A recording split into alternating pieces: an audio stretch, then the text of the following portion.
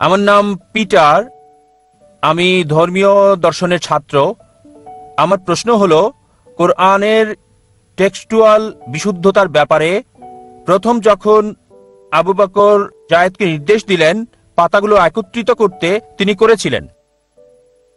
তবে বুখারীতেও লেখা আছে, ভলিউম 5 পৃষ্ঠা 96, আব্দুল্লাহ ইবনে মাসুদকে নিয়োগ দিয়েছিলেন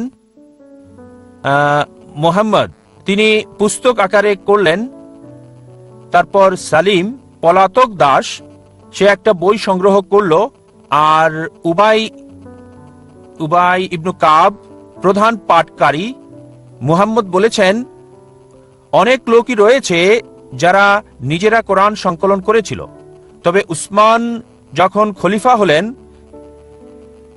তিনি জায়েদকে নির্দেশ দিলেন একাধিক কপি করতে।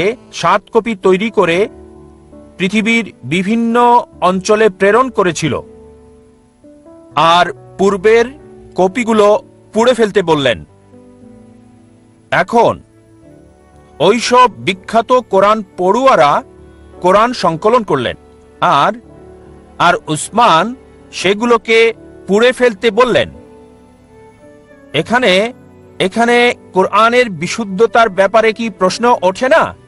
মাশাআল্লাহ। ভাই ইবনে মাসুদ রাদিয়াল্লাহু আনহু সম্পর্কে জানেন, যায়েদ ইবনে সাবিত রাদিয়াল্লাহু আনহু সম্পর্কে জানেন। মাশাআল্লাহ, অনেক মুসলিমই এই নামগুলো জানে না। আপনি জানেন সহজে ইন্টারনেট থাকার কারণে যিশু আলাইহিস সালাম বলেছেন, গসপেল অফ জন অধ্যায় 8 অনুচ্ছেদ 32, সত্য অনুসন্ধান করো, সত্য তোমাকে মুক্তি দিবে। আর এখন ইন্টারনেটে অনেকেই দেখেন অনেক ওয়েবসাইট আছে ইসলামের বিরুদ্ধে বলে, সেখানে অনেকেই গিয়ে সেগুলো পড়ে। কোনো সমস্যা নেই ভাই, সমস্যা নেই। আপনার প্রশ্নের ব্যাপারে যদি বলি, যারা কোরআন সংকলন করেছিলেন সাহাবাগণের একটি দল ছিলেন নবীজির সাহাবাগণ। যখনই নবীজি কোনো ওহী পেতেন তাদের সামনে তিনি ওহী বলতেন। যেমন ধরেন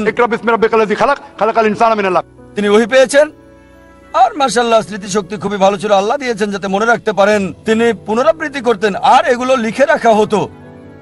নবীজি নিজে তদারকি করতেন, তিনি ছিলেন উম্মি। কিভাবে করতেন যাচাই? বলতেন পড়ো।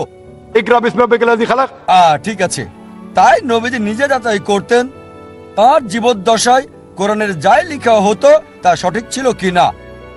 তিনি নিজে তত্ত্বাবধান করতেন এবং নবীজি এই লেখকগণকে নিয়োগ দিয়েছিলেন। যখন ওহী আসতো 22 বছরের বেশি সময় ধরে সব লিখে রাখা হতো আর পরবর্তীতে একসাথে করা হয়েছে। সবকিছু তত্ত্বাবধান করেছেন নবী মুহাম্মদ সাল্লাল্লাহু আলাইহি ওয়াসাল্লাম, ক্রমধারাটাও। আর তারপর অনেক মানুষই নবীজির কাছে আয়াত শুনলে লিখে রাখতো নিজেদের নোটবইয়ের মধ্যে। অনেক সাহাবা এটা করেছেন, তবে এই ব্যক্তিগত সংগ্রহকে নবীজি চেক করে দেখেননি। ধরেন একজন টিচার নোট দিচ্ছেন, 100 ছাত্র তা লিখছে, কিভাবে জানবে তারা ভুল না ঠিক লিখছে?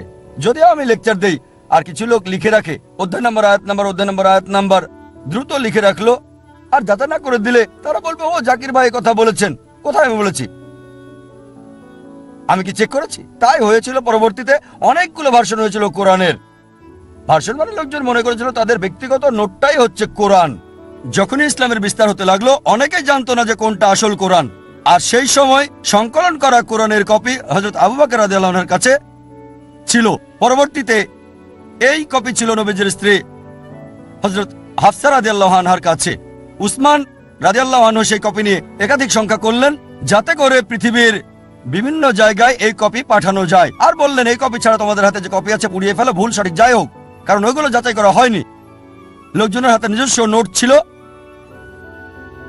ধরেন আমার লেকচার নোট করে অনেকে এখানে নোট করছে, হতে পারে 80% বা 90% সঠিক, 100% খুবই কঠিন। ঠিক, 100% হওয়া খুবই কঠিন। 80 বা এটা হতে পারে 100%ই সঠিক যদি আমি চেক করে আমার লেকচারের বই দিই। আপনি একটা বই পাচ্ছেন, কোরআন এবং আধুনিক বিজ্ঞান, আমি যাচাই করে লিখেছি, আপনার নোটটা আপনি ফেলে দেন কেন? আপনার নোট লাগবে, আমি তো বই দিচ্ছি।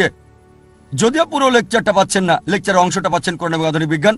এখন ওই অংশের নোটগুলো আপনাকে ফেলে দিতে বলবো আমি, এটা ঠিক, এটা দেখেছি আমি, ডাক্তার জাকির নায়েক, আমার বই।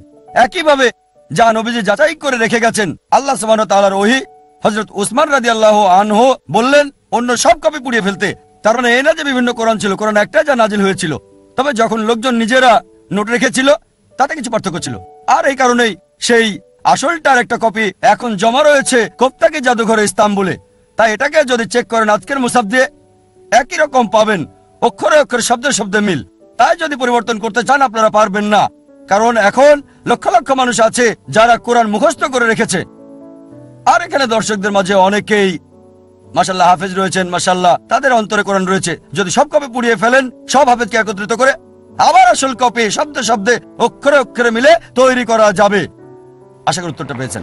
তবে এটা কি এক না বিখ্যাতকারীরা মুহাম্মদের সময়ের আর জায়েদ সংকলন করেছিলেন মুহাম্মদের মৃত্যুর অনেক পর? বলতে গেলে পুরোটাই ভুল। আমাদের যা বুঝতে হবে, জায়েদ ইবনে সাবিতকে প্রধান ওহী লেখক হিসেবে নিয়োগ দেওয়া হয়েছিল, সাথে অনেক সাহাবী ছিলেন, তাকে প্রদান করা হয়েছিল। আর নবীজি মুহাম্মদ সাল্লাল্লাহু আলাইহি সাল্লাম নিজে সেগুলোকে যাচাই করেছিলেন। পরবর্তীতে হযরত আবু বকর রাদিয়াল্লাহু আনহুর সময়ে এটাকে বইয়ের আকার দেওয়া হয়, কারণ সেই সময় কোনো কাগজ ছিল না, কলম ছিল না। এগুলো লেখা হতো পাথরে, হাড়ের উপর, ব্লেডের উপর, বিভিন্ন বস্তুর গায়ে। পরবর্তীতে এটাকে একটা বস্তুর ভেতর রাখা হয়, তারপর বই আকারে। কোথাও বলা হয়নি যে বিভিন্ন ভার্সন ছিল। তাই সকল ওহী লেখকদের আবার যখন কোরআন লেখা হয়, হযরত উসমান রাদিয়াল্লাহু আনহু সবাইকে ডেকে নিয়ে তাদেরকে দায়িত্ব দিলেন যারা প্রথম ওহী লিখেছিলেন, এবং আবারও জায়েদ ইবনে সাবিতকে প্রদান করা হয়। আশা করি উত্তরটা পেয়েছেন।